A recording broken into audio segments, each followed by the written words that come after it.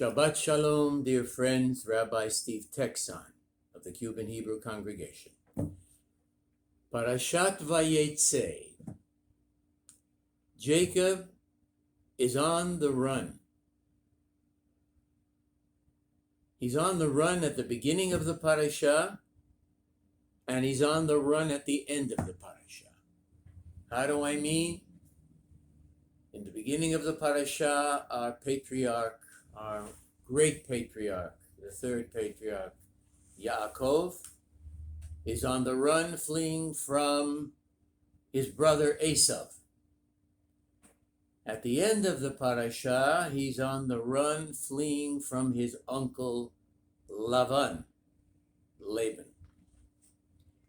Lavan, in Hebrew means white, blanca. But Lavan was far from white. He was a dark spirit, a dark, devious man. And Yaakov was repaid in spades for the deception he used against his father Yitzchak in receiving the choice blessing, and literally cheated his brother Esav out of that blessing. So Yaakov is on the run. He's leaving his hometown of Beersheba, and he reaches out into the unknown, all alone with no material wealth, nothing. And we all know about the great dream that he had. The encounter with God, of the sulam, the ladder that reached from earth up to heaven, with the angels ascending and descending. Our connection with God, also symbolic of Jacob's connection and fulfilling the mission we have in life of bringing heaven down to earth, and also bringing earth up to heaven. This dream was so startling and meaningful to Yaakov that when he awoke, he proclaimed, God is in this place. Achen yesh Hashem b'makom hazeh ve'anochi lo yadati. Vayira, and he was afraid. And he said, Man nora hamakom hazeh, ein ze ki im beit Elohim, v'zeh sha'ar hashamayim. This is actually the house of God, and this is the gate of heaven. That's an inscription that you can find on the outside of several great synagogues in the world. He realized he had encountered God himself in this dream. And he established a matzeva, a monument. He anointed it with oil, and he vowed that he would follow God, and God promised him, Jacob, that he would be with him, and that he would be successful, and that he would return to his home country, his homeland, safely and prosperously, with prosperity. So now he had to move on, move forward. And the Torah says specifically, interesting, Vayisa Yaakov raglav. He picked up his legs, meaning, and he resumed his journey. Why does the Torah be so specific? Just could have said he moved on. He picked up his legs because he was so overwhelmed by this dream that he wasn't sure how to proceed. Did he have the courage to move on? Was it difficult? Or was he inspired? Either way, to use the colloquialism, he picked himself up by his bootstraps. He summoned all his courage and he moved forward. What did he move forward to? To the land of Haran, where he found his future wives. His uncle's house, who put him to work tending the sheep, the flocks, and he worked for a wife.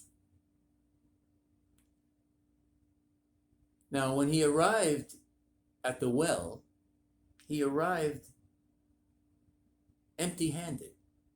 Quite a contrast to Eliezer, the servant of Yitzchak, who went to find a wife for Yitzchak, who came laden with gifts and substance and wealth.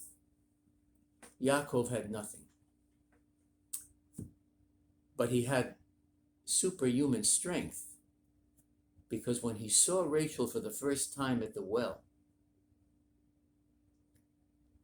there was a huge rock obstructing the well, and all the shepherds had gathered in order to use their combined strength to remove this rock and to make use of the well. Yaakov had laid his eyes on Rachel and he fell in love immediately. And the power of his love and his strength that he derived from this great dream we just spoke about gave him the physical strength even to lift this rock single-handedly so that water could be drawn from the well. And as a byproduct, he was impressing this beautiful young lady, because what else would he impress her with? He had no wealth, but his strength and his determination would impress her, and it did. She came into Laban's house, brought in Yaakov. As I said, he worked 7 years for Laban. And then, after 7 years, he asked for Rachel's hand in marriage. And we know the story, how he was tricked into receiving Leah. And he discovered Leah the following morning that he was alone with Leah and not Rachel. It's one of the reasons we lift the veil at the Bedekin before the wedding ceremony, to make sure that the groom is going to be with the right bride. So he made a deal with Laban that he would work another 7 years for Rachel. But it turns out that he married Rachel a week later after marrying Leah. But he worked an additional 7 years. And he became exceedingly wealthy. And Laban, his uncle, became very jealous. And Yaakov began to change from a spiritual thinking man into more of a materialistic man. Because at the end of the parsha, he had another dream, Jacob, of material things, of the spotted and the speckled and the striped sheep. and he became exceedingly wealthy, and his dreams of materialism materialized, Laban became even more outraged. And as I said at the beginning of this video, Jacob had to flee again. He was on the run because Laban would pursue him, not let him get away with his wealth and with his wives. And he did pursue him until finally they made a pact, they made peace, and ultimately they reconciled. We have a lot of reconciliation in Bereshit with all the different family, succeeding generations, how ultimately Jewish unity is our foundation, and we see it by the end of the book of Bereshit. Now I want to just focus on the core of this parasha, which is the birth of the 12 tribes of Israel. Through Leah, through the concubines of Bilhah and Zilpah, and ultimately the birth of Yosef. Binyamin was not born yet, but at the end of the parasha, Yosef. So Leah gives birth to 6 sons: Reuven, Shimon, Levi, Yehuda, Yisachar, and Zevulun, and a daughter, Dinah. Rachel had no children. She gives her handmaid, Bilhah, and Bilhah has Dan and Naphtali. Then Leah gives Zilpah, who gives birth to Gad and Asher. And finally, Yosef, the addition. Yosef Hashem Aleichem, Aleichem v'al Beneichem, Beruchim atem l'Adonai oseh shamayim va'aretz. Finally, Rachel's prayers are answered, and she gives birth to the great Yosef. Family unity, the foundation of Judaism. This is why on Rosh Hashanah, we don't read about the creation of the world on New Year's Day.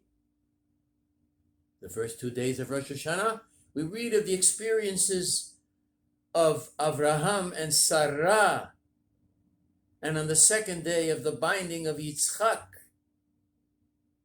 and the eternal promise of God to the patriarchs and the matriarchs that the family of Israel will be ultimately united and endure forever. La Netzach, Nili, Netzach Yisrael lo yishaker. God has guaranteed us eternity through mitzvot and through the fulfilling of our mission in the world to connect heaven and earth, as Yaakov dreamed in that most riveting of all dreams. The Sulam Mutzav Arza V'rosho Magia Hashamayma V'hinei Malachei Elohim Olim V'yordim Bo.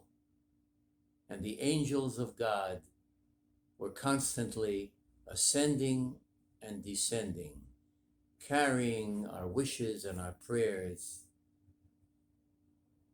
back and forth eternally, for all time, for good, for life, and for peace.